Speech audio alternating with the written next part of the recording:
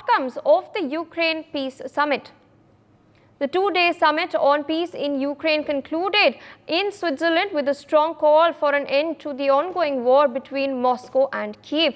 Out of the 100 delegations present, 80 countries and 4 organizations have endorsed a final joint communique aimed at finding solutions to the Russia-Ukraine conflict that began in February 2022. Now, what is most interesting is that India has abstained from signing the document. Meanwhile, remember viewers, Russia and China both did not attend this summit in the very first place. India has meanwhile affirmed its commitment to engage with all involved parties, including both sides of the conflict. Ambassador Pavan Kapoor, who has represented India, he is the MEA Secretary West. He has emphasized India's concern and support for peaceful resolution efforts. India has participated in the summit's plenary sessions with a focus on understanding diverse perspectives and exploring sustainable solutions. Meanwhile, we have reiterated at the forum that it's our belief in dialogue and diplomacy as the path to enduring peace in Ukraine. We have also underscored the importance of an inclusive engagement amongst all stakeholders. Let's in fact listen in to what Ambassador Kapoor had to say.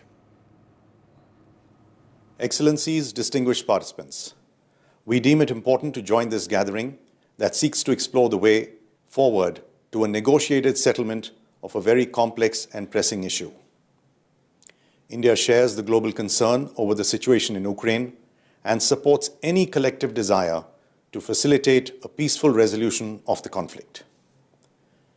India's participation in the Summit on Peace in Ukraine, as well as in the preceding NSA political director level meetings based on Ukraine's peace formula, is in line with our clear and consistent approach that enduring peace can be achieved only through dialogue and diplomacy. We continue to believe that such a peace requires bringing together all stakeholders and a sincere and practical engagement between the two parties to the conflict. Accordingly, we will continue to engage with all stakeholders as well as the two parties to the conflict to contribute to all earnest efforts to achieve lasting peace in Ukraine. All right, there you heard it, viewers, from Ambassador Kapoor himself, who represented India at the summit.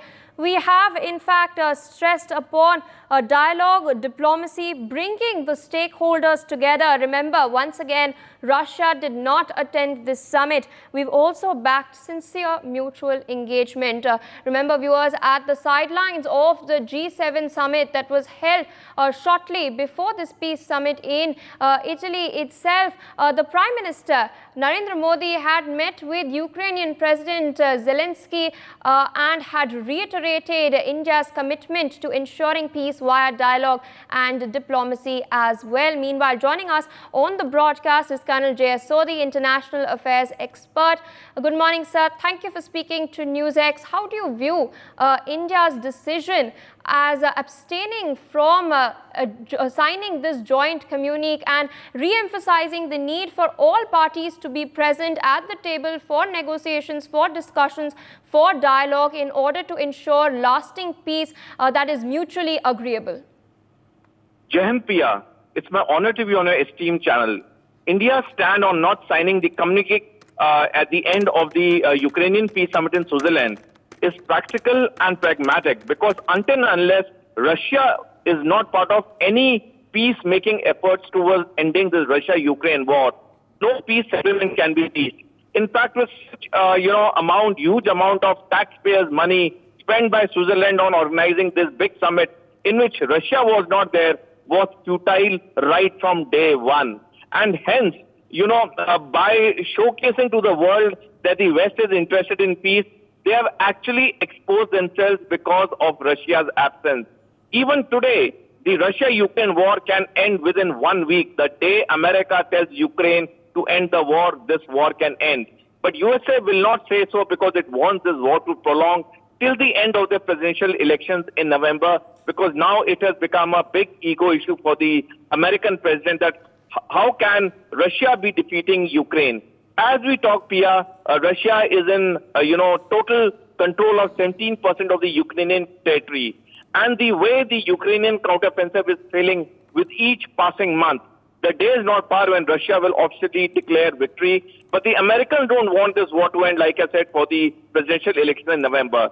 So I'll again reiterate, yes, India's stand is absolutely correct. Dialogue and diplomacy is only the way forward to end any war. But the most important is both these sides have to be involved. With one side not being present, this entire exercise was totally futile. All right. For more such videos, subscribe to the NewsX YouTube channel, hit the bell icon.